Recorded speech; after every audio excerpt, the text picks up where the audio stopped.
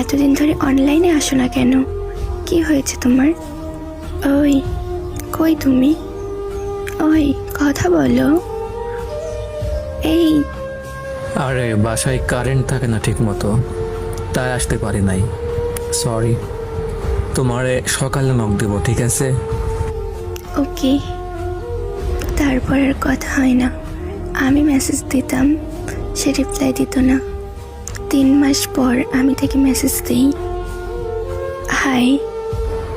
হ্যাঁ বলো। কি হয়েছে তোমার? আমার সাথে কথা বলো না কেন?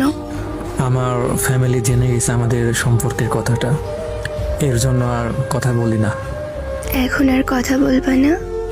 হ্যাঁ বলবো, বাট গার্লফ্রেন্ড বয়ফ্রেন্ড হয়ে না, ফ্রেন্ডদের মতো। ওকে। কেমন আছো? এই তো আলহামদুলিল্লাহ ভালোই। তুমি কেমন আছো? কি করো? এই তো আমার নতুন গার্লফ্রেন্ডের সাথে কথা বলি। তুমি কি করো? তোমার জিএফ আছে?